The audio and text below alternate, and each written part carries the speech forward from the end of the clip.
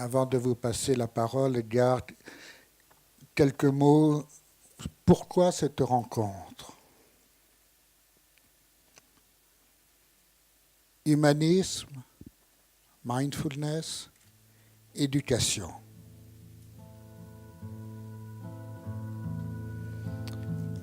J'aurais tendance à dire parce que c'est naturel. We all float down in plastic feeders out of a room where love was tender. Some of us fall, forget forever. And some of us laugh, but we stick together. We stood up and flow, we did get better. Put on a smile every ride I was. Drift away while I read newspaper. Put on a shell, take it out right after. Let me go out with my jackets and leather. Bored of sad, dancing to your head. And bored of sad, dancing to your head. And bored of sad, dancing to your head. And bored of sad, dancing to your head.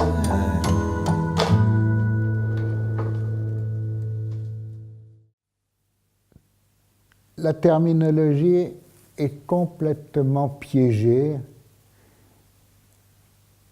Faisons en sorte, si vous voulez bien, de laisser tomber toutes nos adhésions langagières, terminologiques, et d'aborder la situation avec ce que l'on nomme l'esprit de débutant. La suspension que l'on vit dans la pleine présence n'est pas d'être conscient de soi. C'est même un oubli de soi.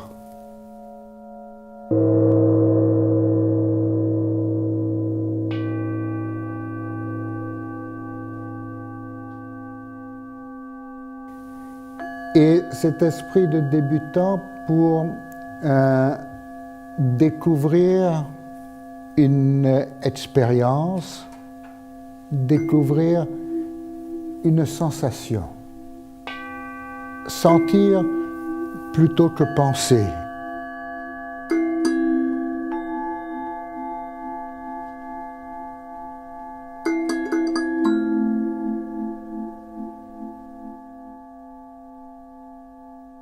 Et même sentir sans penser, sans surimposer à la sensation première l'interprétation de notre mental.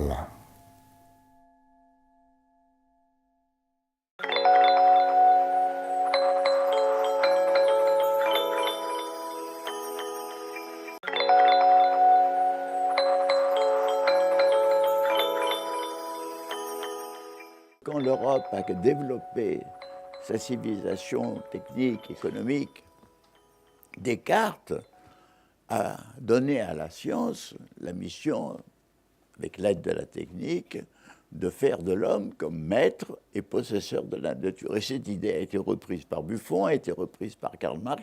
Ce n'est que jusqu'à ces très dernières décennies que l'on a commencé à comprendre sous l'influence de la conscience écologique, c'est-à-dire de la conscience de toutes les dégradations que des activités humaines opéraient sur la nature vivante, que nous commençons à sentir autre chose et à sentir notre solidarité avec la nature.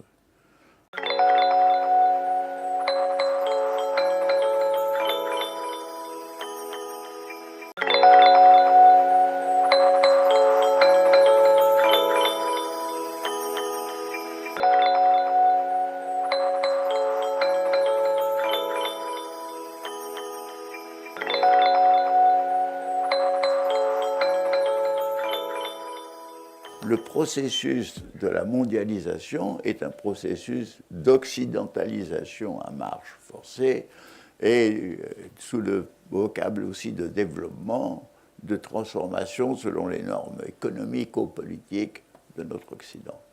Et ce monde occidental détruit des solidarités traditionnelles. Il ne détruit pas les formes anciennes d'oppression, il apporte des formes nouvelles d'oppression qui sont fondées sur la tyrannie de l'argent. Donc, si vous voulez, tout ceci est profondément ambigu.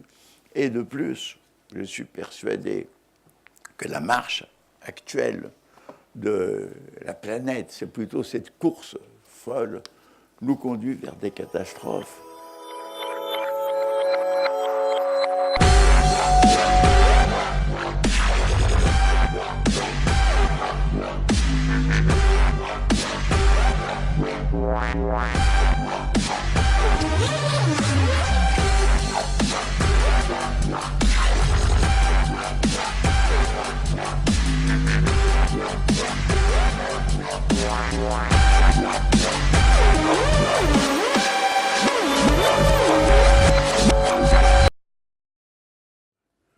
Donc cet humanisme-là, il faut le rejeter. Et pourquoi? Parce qu'il y a l'autre humanisme. Celui-ci est fondé sur l'idée de reconnaissance. Le besoin que l'humanisme, lui, exige que l'on soit capable de reconnaître la plénitude humaine à tout être, quelle que soit son origine, son opinion, sa race, son sexe, son âge. Si les idéologies, les grands systèmes échouent, c'est dans et par la transformation de soi qu'une transformation du monde est possible. Se transformer pour transformer le monde, ou, suivant l'adage célèbre, être l'exemple de ce que l'on voudrait voir advenir. L'intérêt de l'humanisme d'Orient, à mon sens, est qu'il a développé une dimension très opérative. Et ce que l'on nomme aujourd'hui mindfulness, pleine conscience, pleine présence, est une voie philosophique opérative, transformative.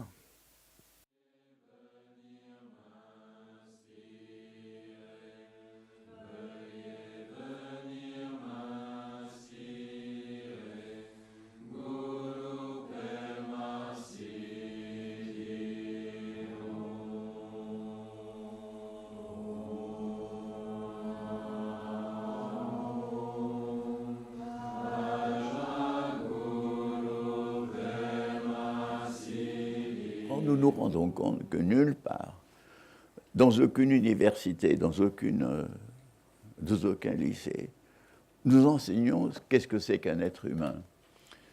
Nous avons des connaissances inouïes sur l'humain. Elles sont toutes dispersées. C'est Heidegger qui dit « Jamais on a eu autant de connaissances sur l'homme et jamais on a aussi peu su ce que c'est qu'être humain. » Et je pense que si l'humanisme ignore ce qu'est l'être humain, il est conduit à des déconvenues et à des déceptions terribles.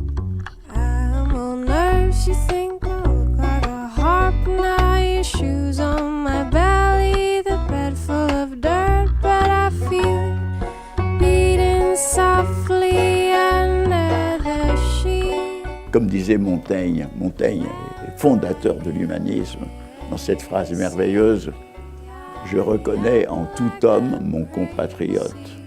C'est cette phrase que nous voudrions que l'humanisme régénéré d'aujourd'hui doit inscrire à son fronton. Nous appelons barbares les peuples d'autres civilisations. Et par là même, nous ignorons la barbarie de notre civilisation. C'est ce qu'il disait au spectacle de ce que les conquistadors faisaient aux indigènes des Amériques conquises.